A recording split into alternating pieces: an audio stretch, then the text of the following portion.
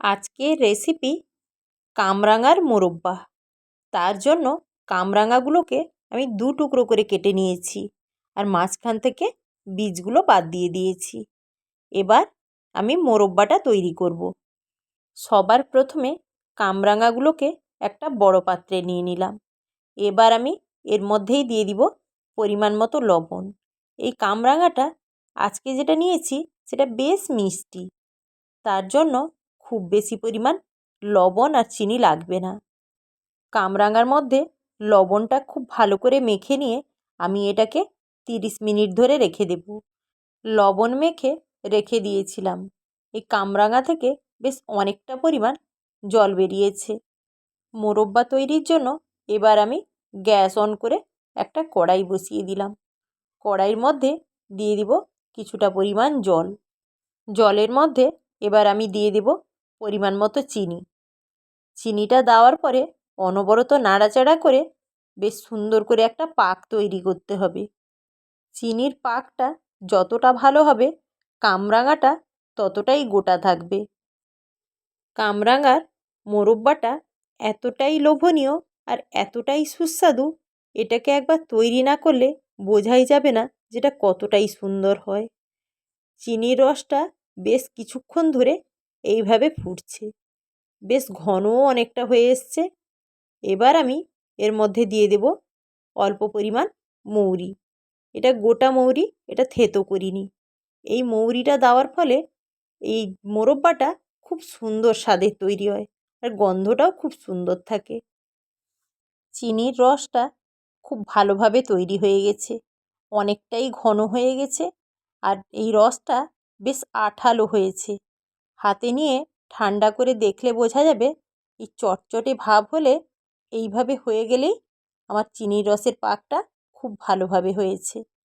এইভাবে পাক করে যদি যে কোনো মোরব্বা তৈরি করা যায়, দিলেই কিন্তু সেটা গোটা থাকে। এইভাবে একে একে আমি সব কামরাঙাগুলো এই চিনির রসের মধ্যে দিয়ে দেব। সবগুলো কামরাঙা আমি এই চিনির রসের মধ্যে দিয়ে দিলাম। প্রথমে অল্প কিছুক্ষণ অনবরত নাড়াচাড়া করতে হবে। রসটা ঘন হয়ে যাওয়ার পরে আমি গ্যাসের ফ্লেমটা একদম কমিয়ে দিয়েছি। এখনও গ্যাসের ফ্লেমটা কমানো আছে। কামরাঙাটা রসের মধ্যে খুব ভালো করে মিশে গেলে তারপরেই আমি এই গ্যাসের ফ্লেমটা বাড়িয়ে দেব। কারণ এই কামরাঙার মধ্যে যে রসটা আছে এবার চিনির রসের মধ্যে মিশে গিয়ে বেশ অনেকটা পরিমাণ রস তৈরি হবে, তার জন্য গ্যাসের ফ্লেমটা বাড়িয়ে দেব। যখন এইভাবে কামরাঙার এই মোরব্বাটা ফুটে উঠবে, এবার গ্যাসের ফ্লেমটা বাড়িয়ে দেব। বেশ কিছুক্ষণ ধরে এইভাবে কামরাঙাটা ফুটবে। এটাকে আর সব সময় নাড়াচাড়ার দরকার নেই, আর তলায় ধরেও যাবে না, খুব সুন্দরভাবে মোরব্বাটা তৈরি হয়ে যাবে। এইভাবে বেশ কিছুক্ষণ ফুটতে থাকবে। বেশি নাড়াচাড়া করা যাবে না, বেশি নাড়াচাড়া করলে এখন কামরাঙাটা ঘেঁটে যেতে পারে, তার জন্য মাঝে মাঝে শুধু এক আধবার নাড়াচাড়া করে দেব। বেশ কিছুক্ষণ ধরে এইভাবে গ্যাসের ফ্লেমটা বাড়িয়ে রেখে ফুটিয়ে নিয়েছি।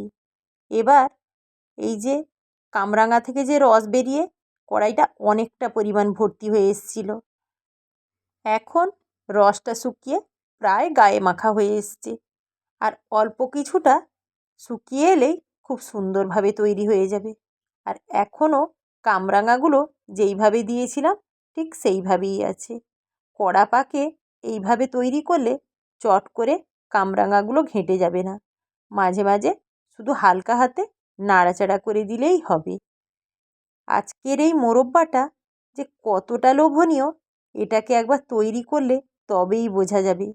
এটা বেশ অনেক দিন রেখেই খাওয়া যায়। কামরাঙার মোরব্বা আমার পুরোপুরি তৈরি হয়ে গেছে, একদম গায়ে মাখা হয়ে গেছে। এটা খুব সুন্দরভাবে তৈরি হয়ে গেছে। মোরব্বাটা নামিয়ে নিয়ে প্রথমে খুব ভালো করে ঠান্ডা করে নিতে হবে। ঠান্ডা করার পরে যে কোনো কাঁচের পাত্রে রেখে দিলে বেশ অনেক দিন থেকে যাবে। কামরাঙার এই মোরব্বাটা দেখলে জিভে যেন জল চলে আসে।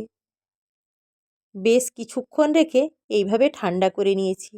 আর এখনও দেখে বোঝা যাচ্ছে কামরাঙাগুলো কত সুন্দর গোটাভাবেই আছে। আমার এই ভিডিওটা আপনাদের যদি ভালো লেগে থাকে আপনারা অবশ্যই লাইক, কমেন্ট, শেয়ার করবেন। আর নিত্য নতুন রান্নার ভিডিও পেতে আমার চ্যানেলটিকে অবশ্যই সাবস্ক্রাইব করবেন। আর যারা ফেসবুকে দেখছেন তারা পেজটি অবশ্যই ফলো করে দিবেন। আমি ফিরে আসছি আবারও নতুন নতুন রান্নার রেসিপি নিয়ে।